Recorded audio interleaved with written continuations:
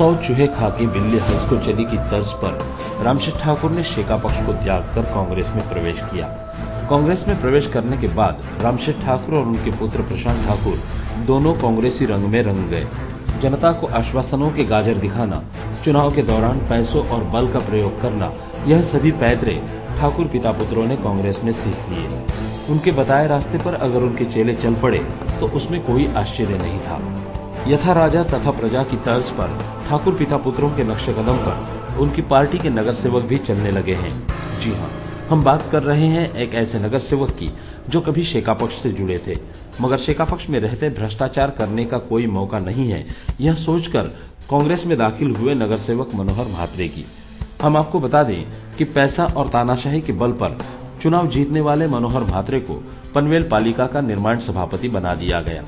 हालांकि चुनाव के दौरान और चुनाव के बाद कांग्रेसी नेता यह बयानबाजी करते रहे कि पनवेल का कायापालट किया जाएगा, मगर असल में कायापालट नहीं बल्कि पनवेल को इन कांग्रेसियों ने बकाल रूप दे दिया। आज पनवेल की खस्ताहाल सड़कें इस बात का सबूत दे रही हैं। हालांकि इसके लिए पालिका में बैठे कांग्रेसी नुमाइंदे ही जिम्मेदार हैं, वरना पूर्व नगराध्यक्ष जयम म्हात्रे के कार्यकाल में आदर्श शहर बने पनवेल की आज इतनी दुरावस्था न होती। और अब तो मनोहर म्हात्रे जैसे नगर सेवकों ने हद ही कर दी है। जिस भरोसे से पनवेल की जनता ने उन्हें सत्ता की गद्दी पर बिठाया था, उसी भरोसे का मनोहर म्हात्रे जैसे नगर सेवक खून कर रहे हैं।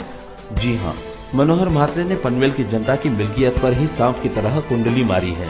गौरतलब है कि पनवेल तहसील कार्यालय कुछ दिनों बाद साई नगर से सटे तलाठी भवन में स्थलांतरित किया जाने वाला है, जिसके बाद यहाँ लोगों का आना जाना बढ़ेगा और यहाँ सरकारी काम से जुड़े व्यवसाय भी शुरू होंगे।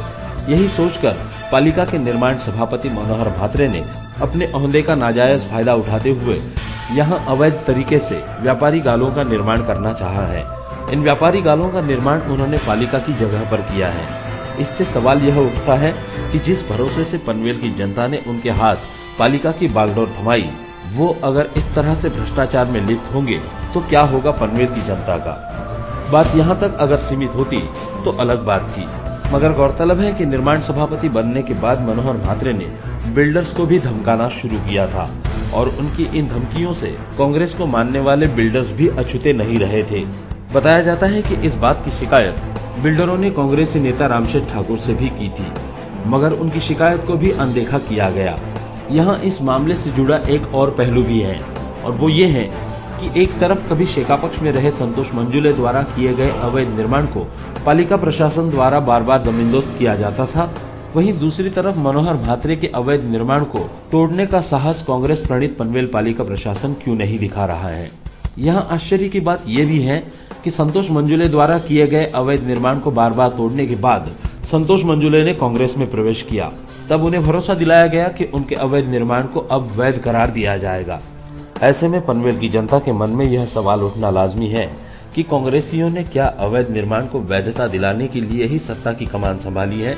इन सब के बीच जनता की मिल्कियत पर अवैध तरीके से कब्जा जमाने वाले मनोहर म्हात्रे के खिलाफ पालिका के विपक्षी नेता संदीप पाटिल ने पालिका मुख्याधिकारी से शिकायत भी की है, परंतु अभी तक पालिका मुख्याधिकारी उस पर कोई कार्यवाही करने का साहस नहीं दिखा पाए हैं।